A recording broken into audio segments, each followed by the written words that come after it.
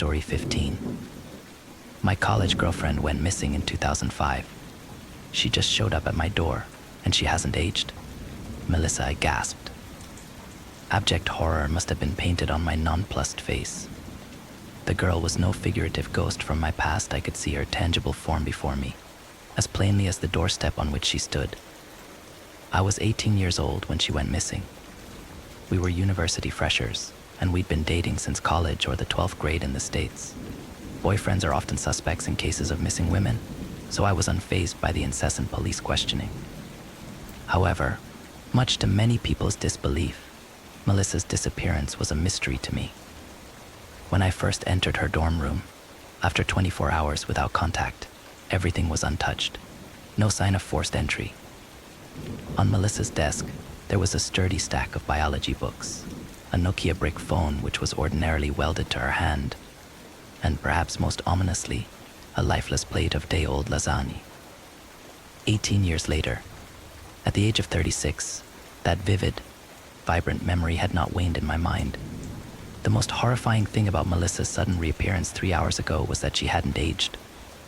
Like a snapshot of the past, she was still wearing the purple plaid cardigan and denim jeans from the last day on which I'd seen her. "Hi," Andy, Melissa said. The 18-year-old girl on my porch did not allow me more than a few seconds to gather my thoughts. That was probably for the best, as I think my mind might have shattered if I'd tried to piece together the impossibility before me. "You're probably wondering where I've been for so many years," she sheepishly said. "I'm wondering a lot of things right now," I breathlessly spluttered. "Let me show you," she eerily whispered. Before I had a chance to refuse, my ageless ex-girlfriend seized my hand, and the world swirled into a kaleidoscope of colors. Bright, beautiful hues of red, yellow, blue, and green encompassed me. They quickly morphed into grim, ghastly shades of black. I shrieked in terror at the dreadful vision that followed. In the darkness, I caught frightful flashes of the day on which Melissa disappeared. A faceless silhouette apprehended her in a forest, and Melissa kept crying that she had no idea how she'd ended up there. The shadowy presence ignored her pleas for help, instead dragging her to its darkened cave and slowly stretching her body over itself like a snuggly winter coat. Melissa screamed, inexplicably still alive, as the silhouette clothed itself in her body. When the screaming ceased, the thing that pretended to be my girlfriend calmly strolled out of the cave. Our real surroundings returned, and I found myself facing the abomination on my porch. Melissa's face started to melt, as if she were a wax candle, the wick being her lopsided head. Her grin was sickening. It wasn't the warm, endearing smile of the girl I used to know. It was the crooked, ill-meaning expression of something feigning humanity. "I love you so much," Andy, Melissa said. "It's been so painful without you. I didn't realize that was what my body needed. That's the missing ingredient. I can't sustain myself without you." It stretched a gauntly hand towards me, stepping towards my front door as I took a step backwards. I couldn't utter a word. I could scarcely move, but I eventually summoned the courage to hightail it through my house and out of the back door. I took the first bus I hailed, and I've been on the road for 3 hours. I don't know where I'm going, and I don't care. I decided to post what happened on here in the hope that somebody could tell me what the fuck just knocked on my door. Story 16. Children on my street used to go missing. I found them in the walls of my house. The head in the wall was crusted and decayed, mummified in its plastic shroud, the withered face open-mouthed in a scream. Or maybe the jaw had loosened as the muscles decayed. The plastic is what held in the smell, though I do vaguely remember sometimes an odor permeating, especially during steamy summers. I was always told the smell was garbage alongside the head. Other parts sat similarly stored in plastic bins. When I finally saw the corpse from the wall reassembled, it was hard to believe that anyone would do this to another human being.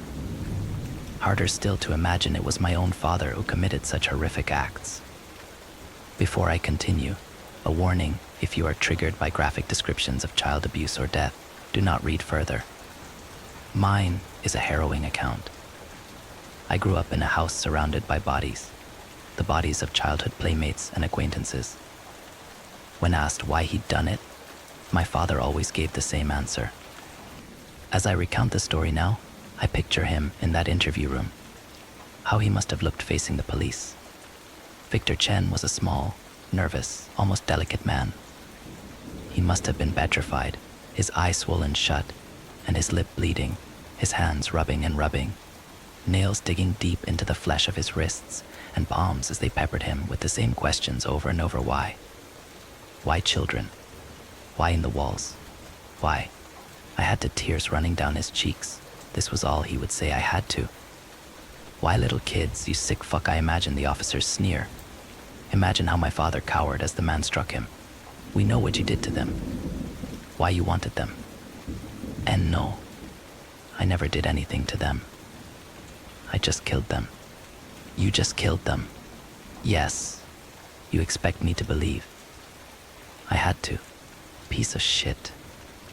If the interrogation went anything like my father said, that officer beat him within an inch of his life. Only after he was on the floor, groaning and at the brink of unconsciousness, did the second officer intervene, pulling back the violent one. They hustled my father back into his chair. The calmer officer spoke in measured tones. Now, Mr. Chen, tell me what happened to Mary Louise, Kaylee Jensen, Kyle Sanderson, Terry Choi, Evie Connor. You obviously put a lot of thought into everything. Packing them into the walls takes a lot of materials and preparation. You must have had a reason for choosing them. What was it? But he would not say. When I confronted him, it did not go much better at first. He wouldn't speak for ages. Just sat there with his head down and tears dripping from his eyes. Finally, his gaze lifted. I suppose you think I'm a monster, he whispered. Are you? I asked. He burst into sobs. Through his hands, his muffled, repeated line, I had to. My father's crimes were not motivated by any of the reasons commonly ascribed to serial killers. They were not sexual in nature, and while most of the victims were minors, they ranged in age from 8 to 18, and he also murdered his own brother. Regardless of who they were, all bodies received the same treatment: dismemberment, plastic wrap, concealment in the walls. Some were childhood friends of mine, though none of them close. He chose carefully, it seems, meticulous with his murders, as with his blueprints. He was an architect, a trade that served him well. And yet, growing up, I never had the slightest inkling of what lay within our walls. Indeed, I could not have imagined it. My father was shy and soft-spoken in public, warm and kind in private.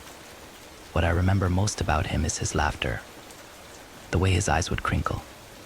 He was devoted to the memory of my mother, who passed away when I was so little I could not remember her. In later years, I often saw him with dark circles under his eyes, and his smile became rare.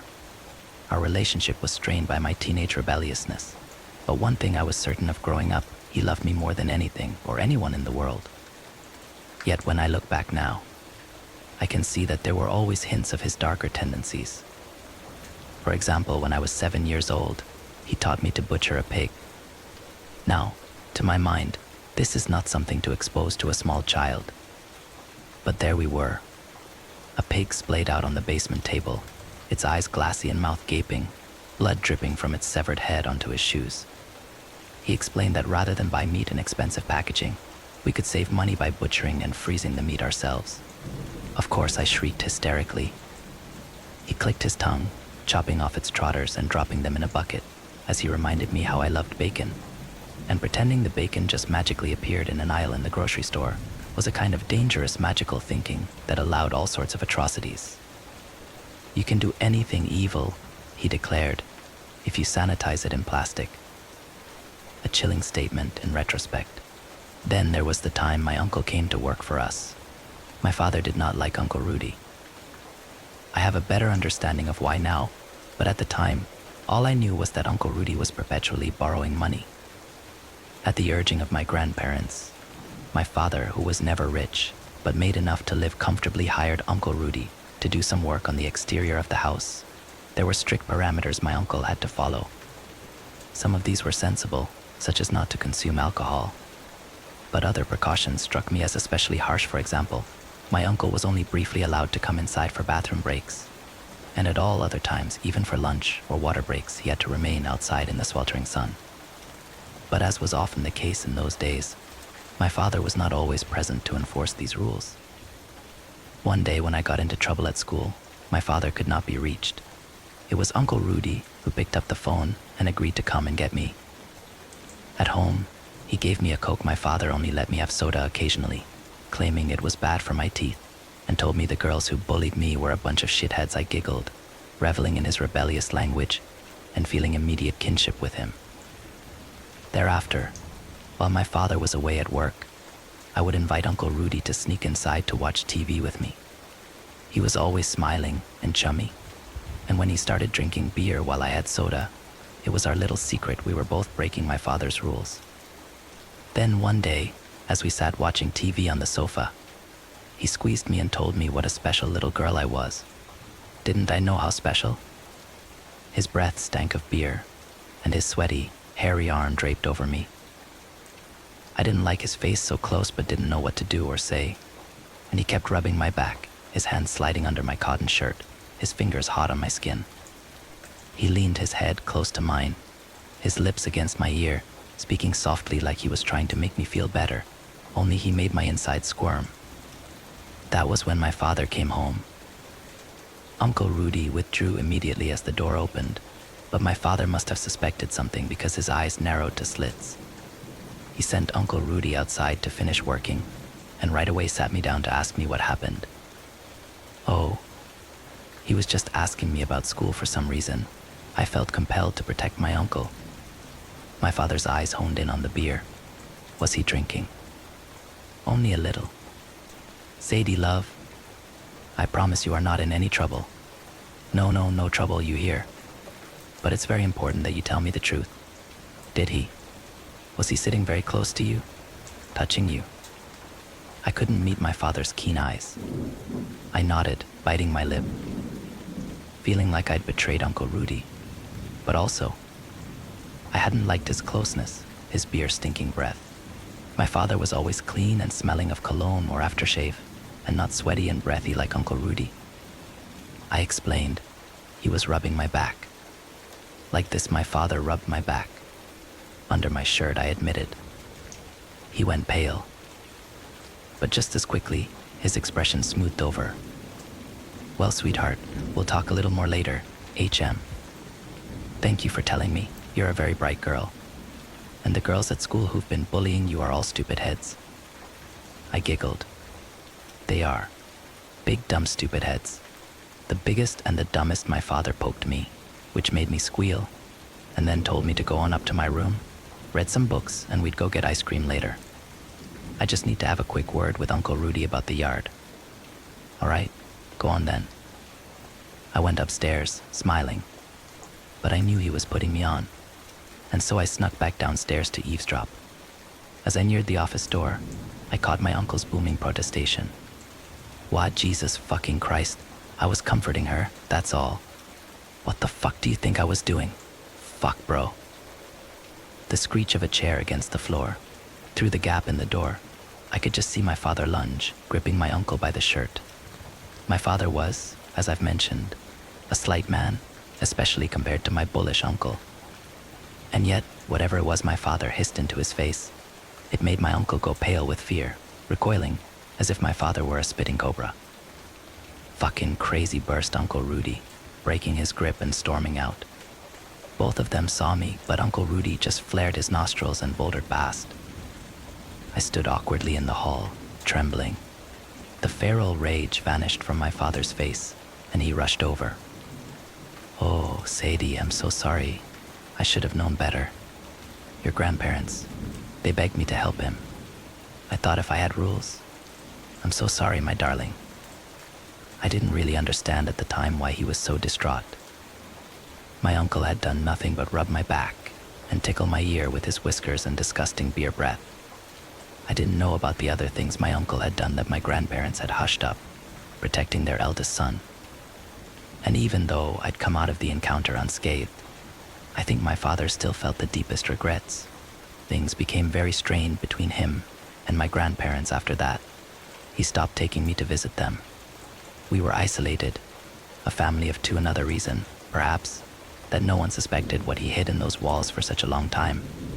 There was no one in our lives except us.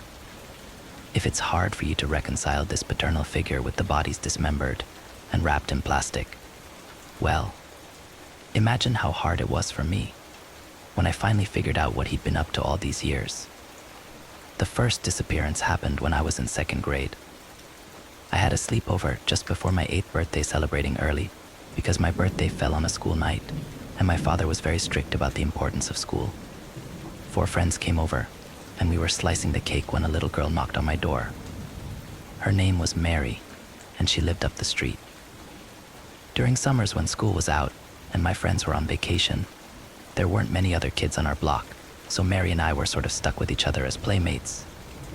But once school started up again, I'd usually shun her in favor of school friends until the next summer. She knocked on my door to invite me over, but seeing I was having a sleepover, she got very excited. I didn't want her joining us and gave her some white lie about how we didn't have enough cake. I am not sure how. Just shy of 8 years old, I already had a facility for white lies, or what this says about the example my father set. Mary's face reddened at my rejection, and she was about to sulk away when my father told her of course she could join the party. When she refused, he offered to at least get her a party gift bag. Mary looked at the toys my school friends had gotten in their gift bags and temptation won over pride. She waited while he prepped the bag.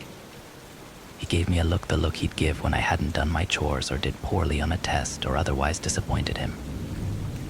Then he brought the gift bag out to Mary. Certain he'd reprimand me later, I stuffed myself with cake as if, by eating as much as possible, I was somehow proving my right to have everything my way. Later, my friends and I were in my room, in a sea of beds laid out on the floor, with a tent for me, and fairy lights strung up all around. I was feeling in good spirits by then, so when my father came in to wish us good night, I asked him if Mary liked her gift bag. Rather than the reproach I was expecting, he actually flinched, mumbled good night, and served us all bedtime hot cocoa. I didn't finish mine because I'd had so much cake. In retrospect, this is probably the reason I woke up. It was the scream that jolted me awake. I shot up, gasping, eyes wide, goosebumps prickling my arms. Vaguely, I wondered if I'd only been having a nightmare. Pushing the covers off, I set my feet on the floor. My friends were all sound asleep. Light shone under the bedroom door. Careful not to step on any of my cocooned friends, I tiptoed to the door and peeked out into the brightly lit hallway. Dad? Silence. I padded down the staircase. In the shadowed living room, remnants from our party lay scattered around the sofa. That was unusual. My father was very tidy and never left a mess overnight. Light poured from the kitchen door, and I went in, observing the mound of dishes stacked by the sink, cake crumbs and frosting crusting the plates. At the far end of the kitchen, the basement door was ajar, and from below, rustling, the crackle of plastic, the chest freezer opening and closing. Then the tread of footsteps on the stairs. I stood frozen, a deer in the headlights, as the door hinges creaked and my father emerged. He was dressed in what looked like baggy, throwaway clothes from Goodwill, with an apron tied around his waist.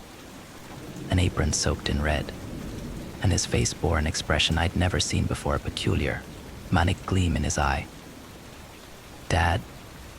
He stopped in his tracks, voice hoarse. Sadie. I just looked at his bloody apron. He quickly removed it and bunched it into the sink. Sadie, what are you doing awake? It's 3 a.m. Is that blood? His eyelids fluttered. Then he said, go sit at the table. I sat. I heard the kitchen faucet turn on, and the sounds of scrubbing, the flicker of the stove. A few moments later, my father came in with a cup of hot cocoa, which he insisted I drink. I became drowsy even before I finished it, and all but collapsed in my chair, only vaguely aware as he lifted me and carried me upstairs. I remember feeling sick partly from the drink, but mostly from the smell. He smelled so strongly of blood. In the morning, I woke to an empty bedroom. My father told me my friends were all at school, but he hadn't wanted to disturb me. I was feeling groggy and unwell, so I believed him when he said I had a fever. By afternoon, I was better, and the next day went to school as normal. You might wonder why I never suspected anything. But when I saw all my friends the next day, they all teased me for being gluttonous and eating too much cake, and they exclaimed about the fairy lights and gift bags. That was all. Everything seemed normal. Besides, it was not long after that incident, the very day after the party, in fact, that my father showed me how to butcher a pig. And so the image of my father in a bloody apron became firmly associated with pork in our chest freezer. If I had any recollection of screams in the middle of the night, well, I assumed it was a pig. A few days later, my father did some renovations, tearing open the space under the stairs and patching it up over some leaky pipes when a garbage smell permeated the walls. He told me it was sewage, that it was the pipe problem, but that it would go away soon. It did. And when I finally wondered again about Mary, after she didn't turn up to play for weeks, well, the story of the girl who went missing on our street seemed a tragic cautionary tale. Sad, but unrelated to our house. My father acted very sorry when he found out. He sent flowers to the family and always referred to her as that poor, sweet girl, and wouldn't let me wander our neighborhood alone because of what happened. Is it any wonder I was completely taken in? I had no idea. Until the day her mummified corpse was discovered in our house and the decade-old missing persons case finally solved. But why did my father butcher my playmate, dismember her, and wrap her in plastic to putrefy behind the floral wallpaper? There are many theories. Some claim my father had dissociative identity disorder, a classic split personality. The meek, sensitive father who was a good man, and his evil twin, killing as a means of asserting control, breaking all the taboos that held meek Victor in submission, a domineering Hyde to his cowering Jekyll. Or another theory. Victor Chen suffered some form of psychosis and was given to visual and auditory hallucinations. He heard voices dictating what he should do and believed that if he did not obey, terrible things would happen to his family. And so he succumbed to these violent delusions, though they were merely products of a damaged brain. Or the most popular theory that he was just evil, that his mild-mannered persona was a front, beneath which lurked a scheming Ted Bundy or Jeffrey Dahmer. This theory, by far the most popular, is the one that makes the least sense to me. Because you would not think such a predator would make an exception for his own daughter. Typically, abusers target those closest to them. And yet, I never saw this side of him that people claim was his true self. Only the occasional, mysterious glimmer of desperation, and the sense, especially throughout my teenage years, that some sort of shadow was devouring him from the inside. The next 2 disappearances happened in my tweens. The first was a girl from school who was supposed to come over for a project. She never showed. Police interviewed me and my father several times, but since I truthfully reported that I never saw her, I think the suspicion that might otherwise have settled on my father was deflected. The second was the first and only boy among his victims. Kyle Sanderson had been blowing spitballs and pulling my hair on the bus to school. When I complained about it to my father, he questioned me intently the boy's name, where he lived, where he was picked up by the bus. He said he would call the school. A few days later, Kyle was not on the bus. I assumed my father had somehow made arrangements to rearrange our bus pickups, but when I asked, my father admitted he'd been too busy and hadn't contacted the district. He promised he would soon. But of course, Kyle never returned to the bus. We children were once again put under strict watch and ordered never to walk alone in the streets. Mary Louise, Kaylee Jensen, and now Kyle Sanderson, somewhere in our quiet burb lived a predator. Each time a disappearance happened, that garbage smell would return, just a faint whiff that wouldn't let up, and my father would forbid me having friends over, making excuses that the pipes were bad or an animal had died in the attic. Soon enough it would fade. It wasn't until the most recent time, when my father was finally caught, that I saw his true, monstrous nature, because I was the one who caught him. I was 17 and excited for a weekend trip with my best friend Miki. We were planning to go swimming and have a bonfire party at Miki's cousin's house. My overprotective father had never once allowed me to stay out past an 11 p.m. curfew, so to go unchaperoned through the whole weekend felt like the most liberating thing in the world. Frankly, it was odd he'd agreed to it, but I figured all my rebellious sniping had finally worn him down. His manner was almost mechanical when he warned me against the use of alcohol and reminded me to text him when I arrived. As he was walking me to Mickey's car, he also warned me to be careful about boys at the party. Plenty of friends, he said, had dark secrets and couldn't be trusted, especially after a few drinks. Rolling my eyes and promising for the umpteenth time that I'd be safe, I left. But during the long drive, Mickey and I got into a heated argument.